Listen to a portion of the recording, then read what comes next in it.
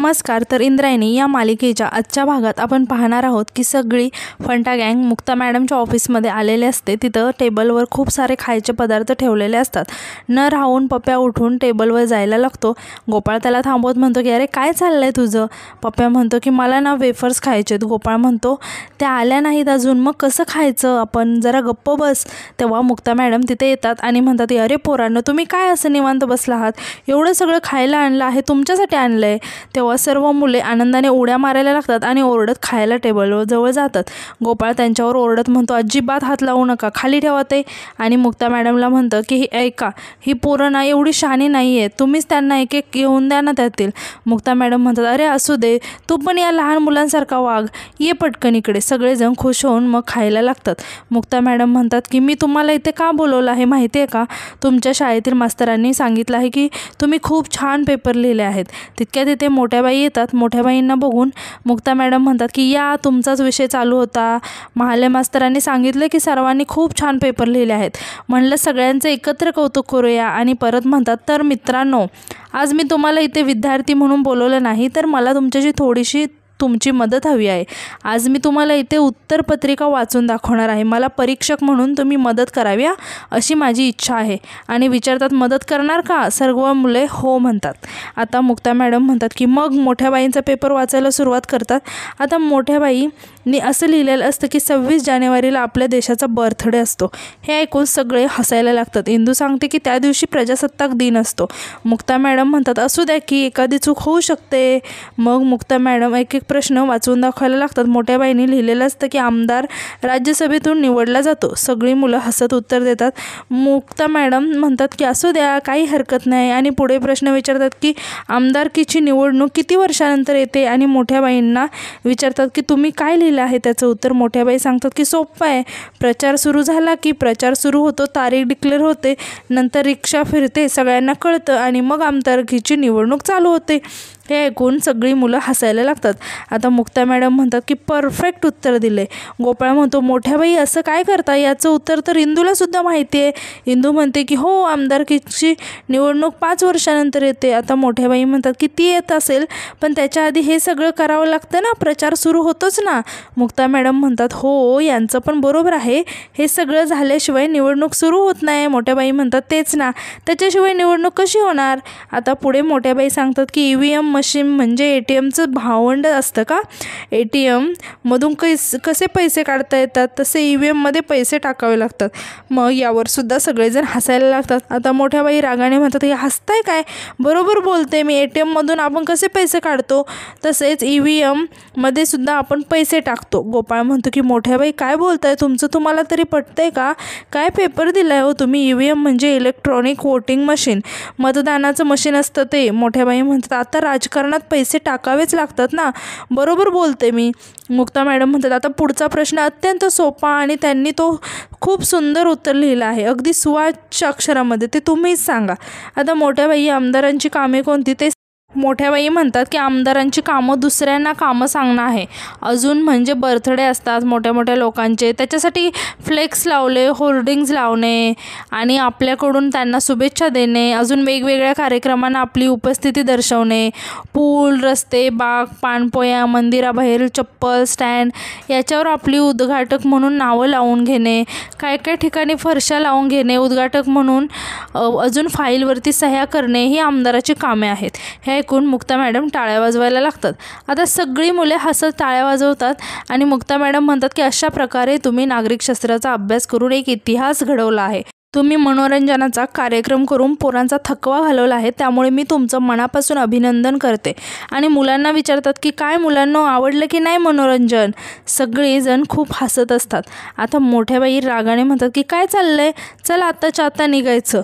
मग सगळी मुले हसत मोठ्या बाईंची मजा करत तिथून निघून जातात. आता मोठ्या बाई पप्प्याला म्हणतात पप्प्या निघ, नाही तर हानीन. मुक्ता मॅडम रागाने म्हणतात पोरांवर कशाला ओरडता, काय चुकीचं केलं त्यांनी. मोठ्या बाईंची उत्तरपत्रिका दाखवत म्हणतात की काय आहे आहे हे? काय लिहिले काय तुम्ही?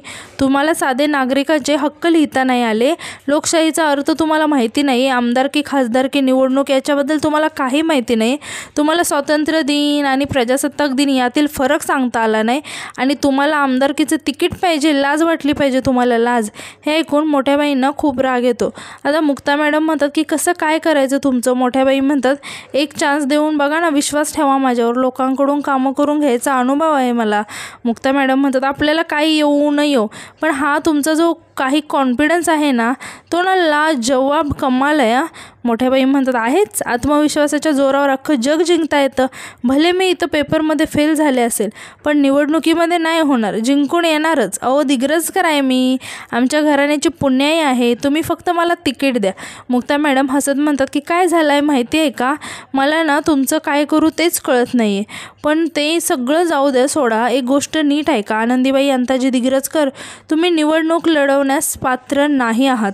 हे ऐकून मोठ्याबाई खूप शॉक होतात. मुक्ता मॅडम म्हणतात की मी मुक्ता इनामदार तुमचं तिकीट नाकारते. मोठ्याबाईंना खूप राग येतो. मुक्ता मॅडम म्हणतात ऐकू आलं ना, मग निघा आता. मोठ्याबाईंना काहीच न बोलता तिथून त्या निघून जातात. आता नंतर रात्री आपण पाहतो की मंदिरामध्ये कीर्तन सुरू असतं. व्यंकू महाराज आणि इंदू खूपच सुंदर असं कीर्तन करत असतात. मुक्ता मॅडमसुद्धा कीर्तनासाठी आलेले असतात. यानंतर व्यंकू महाराज म्हणतात की तर माऊली, संत श्रेष्ठ ज्ञानेश्वर माऊलींचा एक अतिशय सुंदर असा अभंग घेतलेला आहे. विवेक नदिये बैसोनी काय म्हणतायत माऊली, विवेक नदिये बैसोनी सांगड सत्वांची बांधोनी, एक पंढरी वैकुंठ येर वाऊगे बोभाट. अतिशय महत्त्वाचा असा अभंग आहे माऊली. या ज्ञानेश्वर माऊलींनी आपल्यावर दोन चांगल्या गोष्टींचा प्रकाश झोत टाकला आहे. आपण सगळे आता एका काळाच्या एका महत्त्वाच्या टप्प्यावर आहोत, कारण निवडणुका लागल्या आहेत, सगळीकडे प्रचार सुरू आहे आणि आता आपल्याला मतदान करायचं आहे. जेव्हा आपण भावी सत्ताधीशांची निवड करणार आहोत, काय आहे ना मंडळी, भक्ती करण्यासाठी आणि मतदान करण्यासाठी, दोन्ही गोष्टींसाठी किंवा संपूर्ण जीवन जगण्यासाठीच विवेक आणि सत्व या दोन गुणांची अत्यंत आवश्यकता असते. आता बघा, साधं उदाहरण आहे, मनुष्य मन कसं आहे बघा.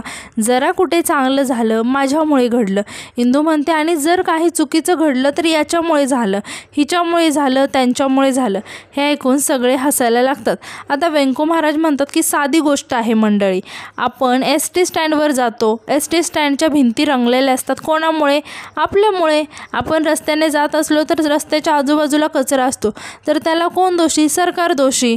आपल्या आजूबाजूच्या घडणाऱ्या सर्व गोष्टींसाठी जर सरकार दोषी असेल, तर मग असं सरकार निवडण्याची जबाबदारी आपण नीट पार पाडली पाहिजे ना. शेवटी मंडळी कसं आहे, सरकार कुठून येतं? तुमच्या आमच्यामधूनच ना.